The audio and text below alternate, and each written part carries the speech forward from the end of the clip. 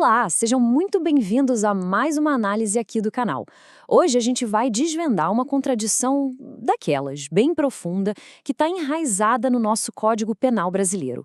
O nosso tema toca direto no cerne do que o sistema jurídico realmente valoriza quando a lei sai do papel e lida com um dos crimes mais graves que existem no nosso ordenamento. Então, será que um crime que termina em morte pode de verdade ser considerado só um crime contra o patrimônio?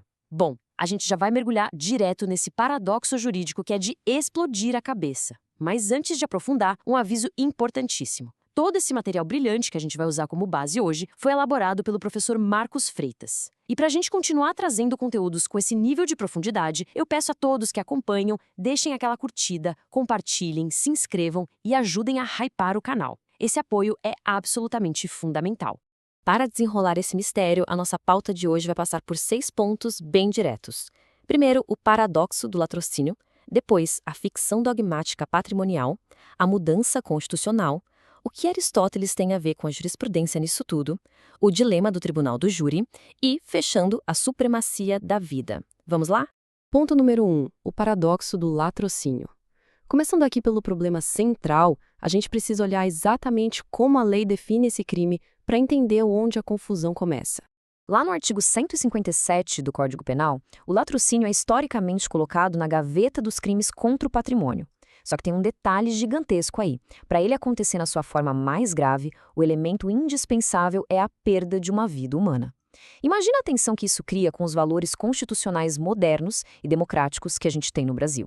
A nossa Constituição coloca a vida lá no topo, muito acima de qualquer bem material. Aí o Código Penal vai e trata um crime com resultado morte primariamente como um ataque a uma carteira ou a um celular. Dá um choque direto com o que a nossa lei maior considera mais importante, não acha? O que nos leva ao ponto 2, a ficção dogmática patrimonial. Vamos avançar um pouquinho e ver como isso vira um choque lógico quase impossível de sustentar. Olhando para as características desse crime, o nível de absurdo estrutural chama muita atenção. Pensa bem, o sistema diz, no papel, que está protegendo um patrimônio, um carro, um relógio, mas a pena que ele aplica reage de forma clara e brutal a um assassinato. É uma desconexão total entre a teoria e a realidade. De um lado, o bem jurídico que a lei diz tutelar é o dinheiro. Do outro, o que foi destruído materialmente foi uma vida humana. O resultado que domina a cena do crime é a morte. Mas, por causa dessa etiqueta de crime patrimonial, a competência para julgar fica com um juiz singular e o tribunal do júri fica completamente de fora. É muito doido isso. E por que isso acontece? Bom, a visão dogmática tradicional que vem moldada lá do Código Penal de 1940 ainda tem um peso enorme. Autores super consagrados como Guilherme de Souza Nutti e Rogério Greco batem na tecla de que a intenção econômica inicial, o famoso animus furandi, que é basicamente a vontade do criminoso de roubar, é o grande núcleo do crime. Para essa galera mais clássica, o crime continua sendo contra o patrimônio, mesmo que a vida receba uma proteção extra por causa da pena maior. O foco continua sendo o propósito financeiro da ação. Mas, em contrapartida, juristas mais modernos, como Luiz Registrado e Eugênio Raul Zaffaroni, vêm com uma argumentação bem mais incisiva. Eles defendem que um rótulo do passado, de mais de 80 anos atrás, simplesmente não pode ficar acima do valor mais alto do direito, a vida humana. A centralidade da vida na nossa Constituição exige, sim, uma releitura crítica de toda essa estrutura penal. Afinal, não faz sentido manter uma classificação que fecha os olhos para a realidade violenta do crime só para satisfazer uma teoria antiga. E isso puxa a nossa análise para o ponto 3, a mudança constitucional. Esse é, sem dúvida, o grande ponto de virada na história legal do país. O pulo do gato aqui é entender que a vida fundamenta absolutamente tudo na esfera jurídica. A nossa Constituição consagra a inviolabilidade do direito à vida logo no artigo 5º e coloca a dignidade da pessoa humana como alicerce da República. Gente, sem existir uma vida humana digna, não existe titularidade de direitos, não tem capacidade civil e, logicamente, não tem nenhum patrimônio a ser protegido. A vida é a fundação, o patrimônio é secundário. A nova ordem constitucional inverteu as prioridades. Primeiro a gente protege a existência, para só depois proteger os bens materiais. Chegamos ao ponto 4, Aristóteles e a jurisprudência. Para desmontar de vez essa velha dogmática patrimonial, a gente vai precisar aplicar uma ferramenta filosófica milenar. A solução aristotélica que se aplica aqui é de uma lógica brilhante.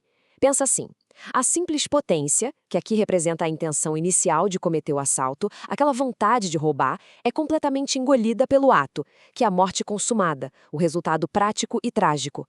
Na essência das coisas, o ato real sempre atropela a mera intenção. No segundo em que a vida é tirada, aquela ideia inicial de apenas levar um objeto perde toda a importância perto da gravidade da morte. A realidade simplesmente se sobrepõe à potencialidade. Não tem como negar. E essa lógica reflete perfeitamente na pena máxima do latrocínio, que varia de 20 a 30 anos de reclusão. É uma punição extrema que passa fácil a pena base da imensa maioria dos homicídios. Essa mão pesada do Estado prova, sem sombra de dúvida, que o sistema está punindo a supressão de uma vida, a violência extrema e não o simples roubo de um objeto material. O tamanho da pena revela a verdadeira face do que está sendo vingado pela justiça.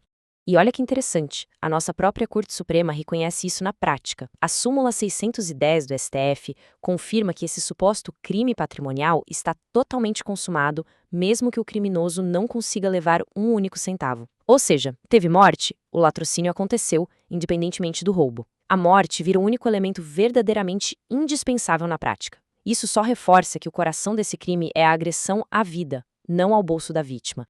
Agora, o ponto 5. O dilema do tribunal do júri.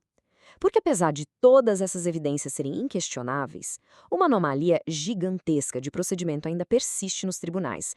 Por causa do antigo rótulo formal de crime contra o patrimônio, existe a súmula 603 do STF, que tira o latrocínio do tribunal do júri e joga a competência para um juiz singular.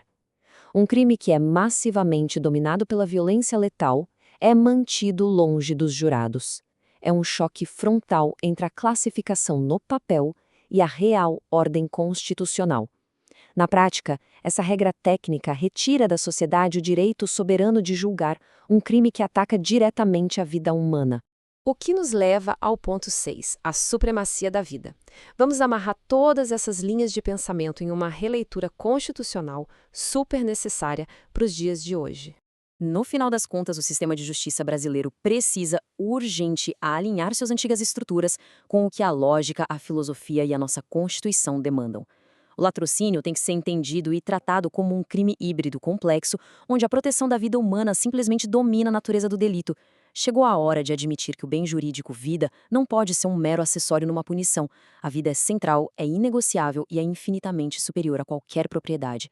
Fica então a grande questão: o sistema de justiça deve continuar protegendo uma ficção formal do passado ou finalmente abraçar a realidade de que a vida humana é o centro de tudo? Essa é uma provocação que desafia a essência do direito penal atual, e refletir sobre essas incoerências é urgente para que a nossa lei reflita os valores mais importantes da sociedade. Bom, e com essa reflexão pesada, a gente encerra a análise de hoje. Um agradecimento imenso a todo mundo pela visita ao canal e por acompanharem mais essa jornada jurídica. Muito obrigado mesmo e até a próxima.